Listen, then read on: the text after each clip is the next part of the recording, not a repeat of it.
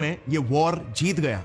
Operation सिंदूर से एक बात तो बिल्कुल तय हो गई कि भले ही मैदान जंग में भारत की जीत हुई हो, लेकिन असल जीत तो पाकिस्तान की हुई है।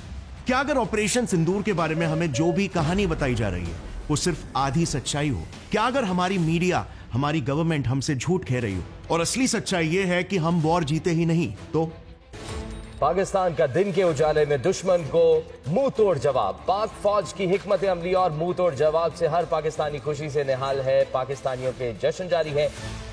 कई इंडियंस आज ये बात मानते हैं। चाइना, टर्की, कतर और इवन कुछ हद तक यूएस जैसे देश तो इस नैरेटिव को सपोर्ट भी कर रहे हैं और यही पाकिस्तान की सबसे बड़ी जीत है, मगर इंडिया की सबसे बड़ी हार। 7 मई 2025 के दिन इंडिया ने पहलगाम हमले के जवाब में ऑपरेशन सिंदूर को लॉन्च किया था।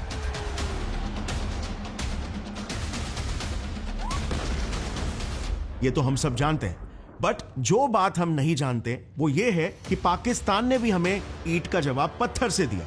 पाकिस्तान ने भारत के श्रीनगर, उधमपुर एयर बेसिस को उड़ा दिया। इंडिया के 3 रफाल जेट्स को मार गिराया। इंडिया के S-400 डिफेंस सिस्टम, जिनकी हम इतनी तारीफ कर रहे हैं, वो तो पाकिस्तान के सामने टिक तक नहीं पाए।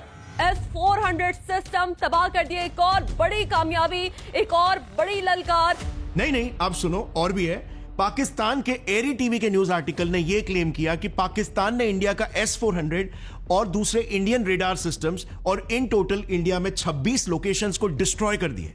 आज के तारीख में हमारी एक लेडी पायलट तक पाकिस्तान के गिरफ्त में है। क्योंकि सिंदूर वाली आ गई है ना, एक लेडी पायलट जो हमने पकड़ ली है। अब वो are you confirming that Abdullah sahab? Are you confirming that? बिल्कुल, I am confirming that. Pakistan के नेवल ऑपरेशंस भी इतने सक्सेसफुल थे कि इंडियन नेवी तक उनका मुकाबला ही नहीं कर पाई। पाकिस्तानी हैकर्स ने तो हम पर इतने घातक वार किए कि हिंदुस्तान की 70% बिजली बंद हो गई। हमारे देश में अंधेरा ही छा गया।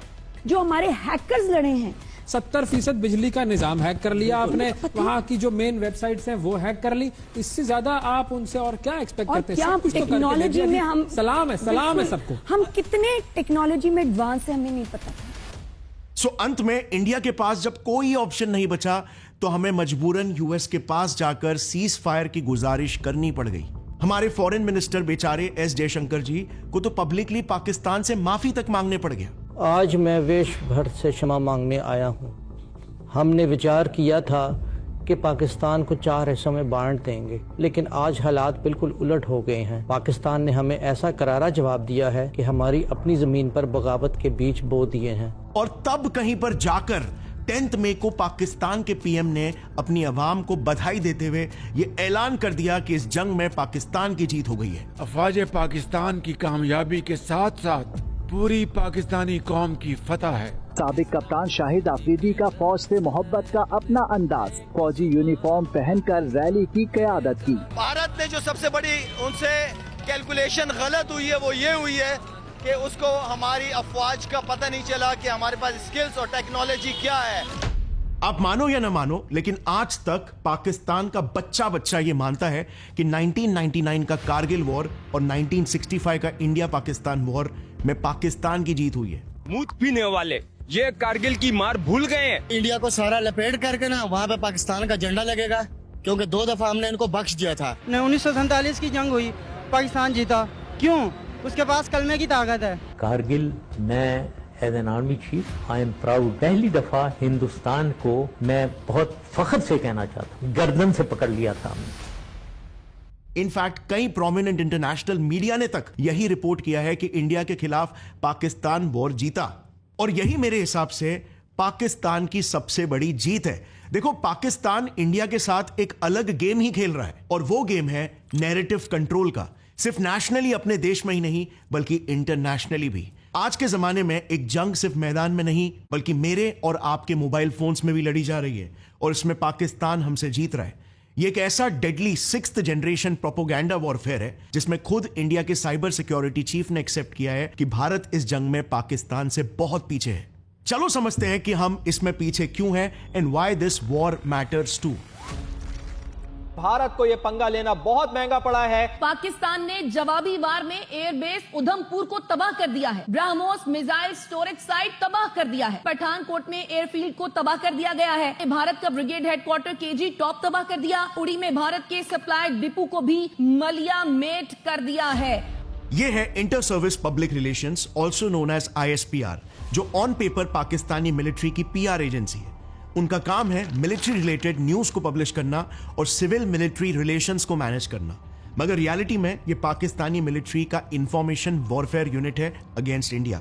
ISPR की शुरुआत 1949 में ही कर दी गई थी और इसके पहले डायरेक्टर जनरल बने शहबाज खान, एक पाकिस्तानी आर्मी के कर्नल, और तब से लेकर आज तक यानी मेजर जनरल अहमद शरीफ चौधरी तक ISPR को हमेशा पाकिस्तानी मिलिट्री ने ही लीड किया है। अक्सर लेफ्टिनेंट जनरल रैंक के मिलिट्री ऑफिसर्स पाकिस्तान के मिलिट्री हेडक्वार्टर्स रावलपिंडी से ही ISPR को ऑपरेट करते हैं। इनके अंडर में 2 मेजर जनरल्स अपॉइंटेड होते हैं, जिसमें से एक डोमेस्टिक मीडिया ऑपरेशंस को हैंडल करता है और दूसरा फॉरेन कम्युनिकेशन को। अब ISPR के सारे ऑपरेशंस मेजरली इन 3 विंग्स में डिवाइडेड है, जिनका सोशल मीडिया नैरेटिव्स को शेप करने में एक मॉन्यूमेंटल रोल है। Management and public affairs wing, जिसमें प्रेस रिलीजेस को हैंडल करना, मीडिया इंटरैक्शंस आ गया। Production and content creation division, जिसमें फिल्म्स, ड्रामास और म्यूजिक को प्रमोट करना है मिलिट्री के नैरेटिव को आगे बढ़ाने के लिए। मॉनिटरिंग एंड एनालिसिस विंग, जो मॉनिटर करता है डोमेस्टिक और इंटरनेशनल मीडिया को पब्लिक सेंटिमेंट्स को गेज करने के लिए और नेगेटिव परसेप्शंस को काउंटर करने के लिए। एग्जाम्पल के लिए 1965 वॉर के पॉइंट पर वापस से आते हैं। क्या आप जानते हो हर साल 6 सितंबर को पाकिस्तानी डिफेंस डे मनाते हैं 1965 वॉर जीतने की खुशी में। और कोई नहीं, बल्कि खुद पाकिस्तान की एक न्यूज आउटलेट द नेशन ने ISPR के प्रोपेगेंडा को एक्सपोज करते हुए यह आर्टिकल लिखा, जिसमें उन्होंने एक्सपोज किया कि 1965 वॉर हारने के बाद आयूब खान की डिक्टेटरशिप रेजीम और पाकिस्तानी आर्मी को जनता के विद्रोह से बचाने के लिए ISPR ने वॉर जीतने की झूठी रिपोर्ट छापनी शुरू कर दी थी। आप बस इमेजिन करो ISPR का पाकिस्तानी मीडिया पर किस लेवल का कंट्रोल है। आज तक पाकिस्तान के सभी official documents, publications, speeches, broadcast और तो और बच्चों को स्कूल टेक्स्ट बुक्स में तक यही पढ़ाया जाता है कि 1965 का वॉर पाकिस्तान जीता था। बुजुर्ग जानते होंगे 1965 की जंग में इंडिया की फौज जंग जो है वो हार गई। किस वजह से? अल्लाह रब्बुल इज्जत ने उनके दिल के अंदर एक खौफ डाल दिया। अब ISPR ये काम करता कैसे? इसे बहुत ही जल्द हम समझेंगे, लेकिन उससे पहले समझते हैं कि इंडिया फेक न्यूज को बस्ट कैसे करता है। आज के समय में इंडिया के special cyber cells AI models और डेटा साइंस का यूज करके मिस इन्फॉर्मेशन को machine learning, algorithm, sentiment analysis और रियल टाइम OSINT टूल्स से कंटिन्यूअसली काउंटर कर रहे हैं, क्योंकि यही तो नया बैटलफील्ड है जहां पर टेक्नोलॉजी हमारा सबसे बड़ा वेपन हो गया। और इसीलिए AI, data science, machine learning जैसे स्किल्स सिर्फ हमारे इंटेलिजेंस एजेंसीज तक लिमिटेड नहीं है, बल्कि media, cyber security, governance, defence, ये स्किल्स लिटरली आज हमारे देश को बचाने का काम कर रहे हैं। And this is exactly why ये आज most in demand practical skills बन चुके हैं। लेकिन अफसोस ये हमारे कॉलेज करिकुलम्स में अप टू डेट नहीं पढ़ाए जाते। But Scaler is here to change that. Scaler एक ऑनलाइन टेक लर्निंग प्लेटफॉर्म है जो डेटा साइंस, सॉफ्टवेयर डेवलपमेंट और मशीन लर्निंग जैसे कई प्रोग्राम्स को ऑफर करता है। यहाँ पर स्टूडेंट्स को टॉप टेक कंपनीज के इंडस्ट्री एक्सपर्ट से मेंटरशिप मिलती है। एंड अब तक स्केलर ने 15,000 लर्नर्स का करियर ट्रांसफॉर्म भी कर लिया है। स्केलर ने गूगल, फ्लिपकार्ट, मेटा जैसे 900 प्लस टेक कंपनीज के साथ पार्टनरशिप रखी है, जिनमें प्लेसमेंट्स करवाने के लिए स्केलर की टीम स्टूडेंट्स की मदद भी करती है। Plus Scaler learners also get access to 100 capstone projects, all of this at a very easy 2 years EMI option with 0 interest fees. Also अभी 17 मई को स्केलर पर एक काफी इंटरेस्टिंग मास्टर क्लास भी होने वाला है about the difference between data science, machine learning and artificial intelligence. आप भी उसे चेकआउट कर सकते हो, लिंक मैंने डिस्क्रिप्शन में डाल दिया है। और अब लौट आते हैं वापस से हमारे टॉपिक पर। सबसे पहले यह समझते हैं कि पाकिस्तानी आर्मी का मेन मकसद क्या है, और वो है इंडिया को किसी भी तरह से पाकिस्तान का सबसे बड़ा विलन बताना। क्योंकि अगर इंडिया विलन है तो पाकिस्तानी आर्मी नेचुरली एक मसीहा की तरफ पोजीशन हो सकती है, जो कि उनकी जनता को विलन से बचाने के लिए हमेशा तैनात रहती है। आपको स्कूल में बताया गया कि इंडिया हमारा दुश्मन है।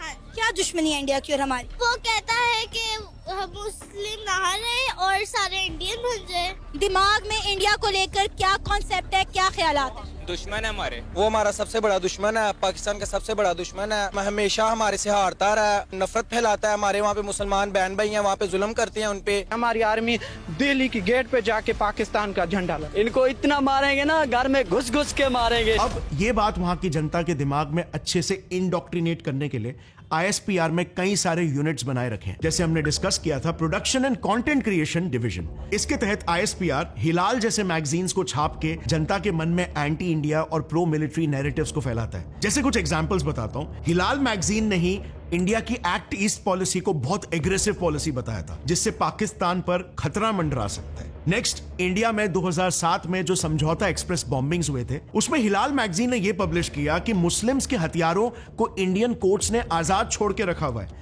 क्योंकि वो हिंदूस थे। और इसीलिए आप देखते होंगे जब डिबेट्स होते हैं तो जो पाकिस्तानी रिप्रेजेंटेटिव्स होते हैं ये समझौता एक्सप्रेस का ही एग्जाम्पल कई बार देते हैं। इसके अलावा कश्मीर पर तो आए दिन ये ऐसे न्यूज छापते ही रहते हैं कि कश्मीर में इंडियन आर्मी मासूम मुसलमानों की किलिंग्स करवा रही है, इंडियन सोल्जर्स कश्मीरीज पर जास्ती और जुल्म कर रहे हैं, वगैरह वगैरह। वेल, बात ऐसी है ना, ISPR के ही तहत पाकिस्तान जो प्रोपोगेंडा वॉरफेयर कर रहा है वो एक काफी सीक्रेटिव प्रोजेक्ट है जो डायरेक्टली उनकी मिलिट्री और उनकी इंटेलिजेंस एजेंसी ISI द्वारा ऑपरेटेड है और इसीलिए ये न्यूज इतना ओपनली पब्लिक डोमेन में अवेलेबल नहीं है। बट इनके इस सीक्रेट प्रोपोगेंडा सेल के बारे में हमें जितने